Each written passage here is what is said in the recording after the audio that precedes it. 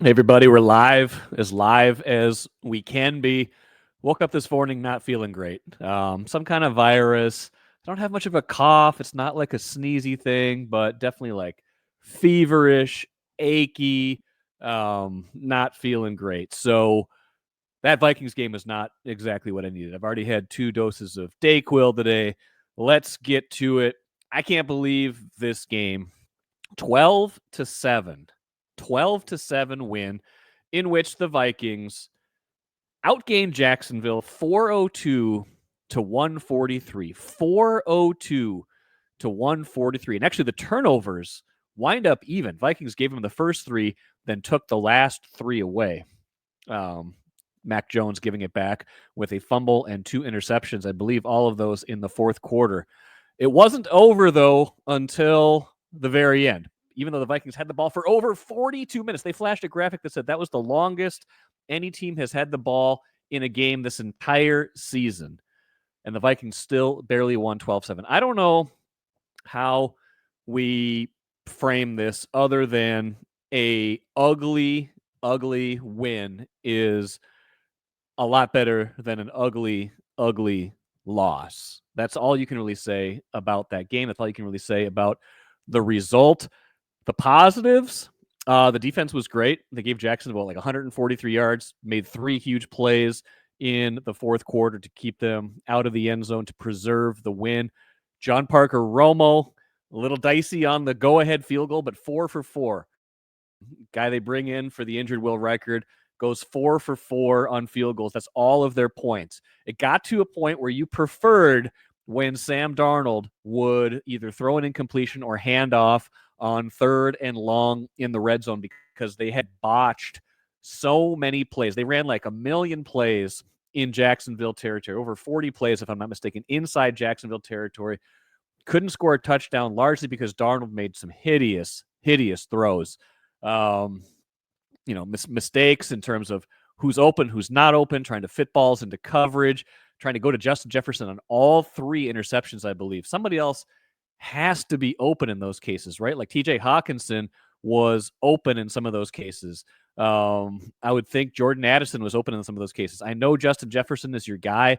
You can't keep forcing it to him when it's going to lead to turnover after turnover after turnover, but they get it together just in time, right? They're down 7-3 at halftime, get it to 7-6 early in the second half, take the lead at 9-7, get one more field goal, but it's not over until the 3rd Mac Jones turnover of the fourth quarter. It's not over, as I like to say, until Andrew Bynum makes fun of an Australian breakdancer.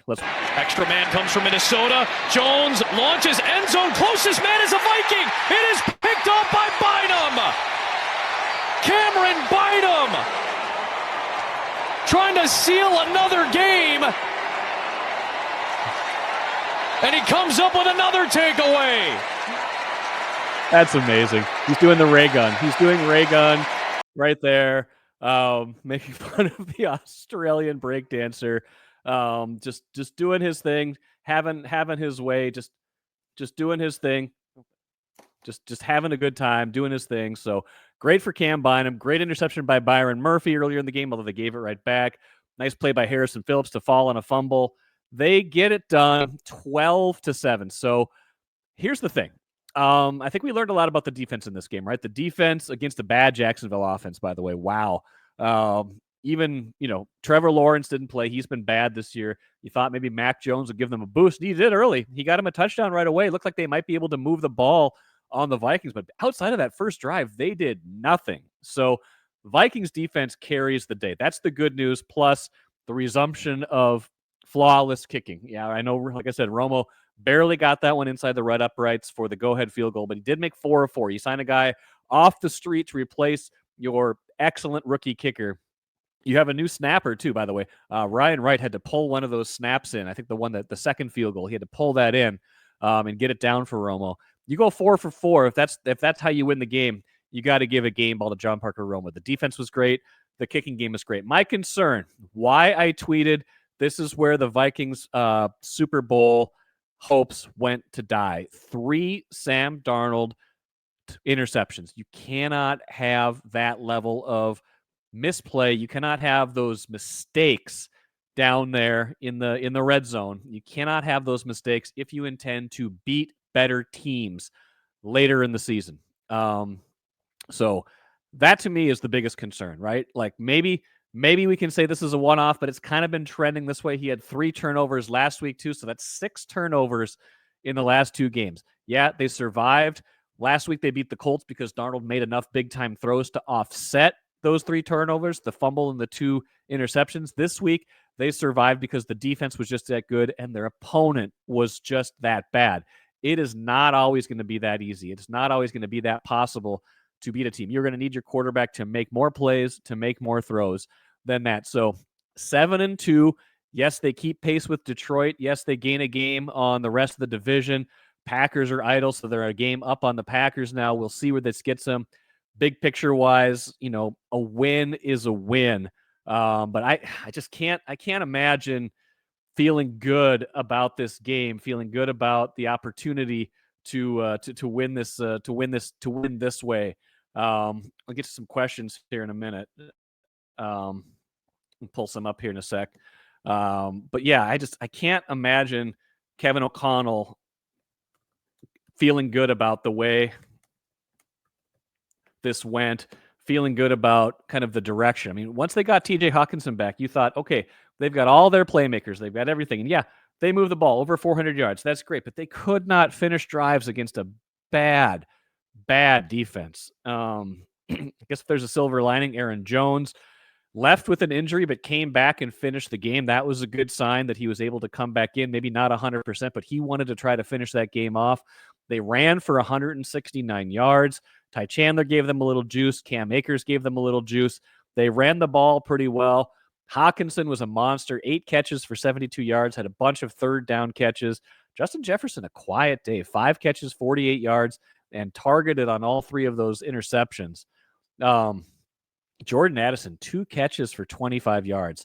Josh Oliver continues to excel, 4 catches, 52 yards. So they really got the tight ends involved. 12 catches for 124 yards from Hawkinson and Oliver. Not nearly as much for the wide receivers, more for Hawkinson and Oliver than all of the wide receivers combined. So this is really a defensive game. It was maybe more back to the defensive identity of this team that we saw at the start of the year. Then we weren't expecting a ton out of Sam Darnold. They only gave up 140 some yards. They only gave up 7 points. They're only on the field for like 18 minutes. They must have been fresh. They must have been feeling really good by the end of that game. But I just can't imagine feeling satisfied with that win. I'm gonna be curious to see what Kevin O'Connell has to say here in a little bit, because I can't imagine he is going to be he's going to be thrilled with that. T Gage says time of demonic procession. Yeah, I mean, it was time of possession. It was an excruciating win. That's how I put it on Twitter. An excruciating win. I had to watch that while kind of slogging through my day. Again, like you don't hear it in my voice probably. I just don't feel great. I'm sure it'll be fine to be on with Royce tomorrow. We'll still do a podcast Monday morning. We'll still talk through this game. We'll talk through another terrible game we had to suffer through yesterday, that Gophers-Rutgers game. Like Jacksonville's kind of like the Rutgers of the NFL, right? Like this is the Rutgers of the NFL. You're like, you can't lose to both of those teams in the same weekend. And thankfully, for the sake of the Vikings, they didn't. They did not ruin everybody's weekend to the degree where they lost to a bad Jacksonville team. But this was not the kind of game you want to get excited about. Not the kind of game you want to hang in any kind of gallery. I guess like last week was ugly. This week is ugly. They got to get Darnold fixed. I don't know what the answer is. JJ McCarthy isn't walking through that door. He's hurt for the year. Your options beyond that are Nick Mullins, Rippin. Like it's the Sam Darnold show. And up to this point, like I said this on Access Vikings, like I said, I'm like one game away from saying Sam Darnold isn't having a good year. He's having a great year. And I got to walk that all the way back now. You got to walk that all the way back because that was a game that was a true Sam Darnold regression game. That was a true Sam Darnold regression game. We have not seen him look so lost as he did today. Yeah, even though he put up decent passing numbers in terms of yards, completion percentage, just can't have those throws. That's concerning. That worries me for them going forward because, yeah, after you play Tennessee next week. You get the Bears not too long after that. You get the Cardinals, the Falcons. Like, you don't have like a ton of great teams on your schedule, but eventually you're going to have to play the Lions again. You have to play the Seahawks. You're going to play the Packers again. Much better teams where the precision is going to have to be there, where you're not going to be allowed, not going to be afforded these lapses. So that's what I'm concerned about. I saw a serious decrease in their football acumen in terms of their quarterbacking today.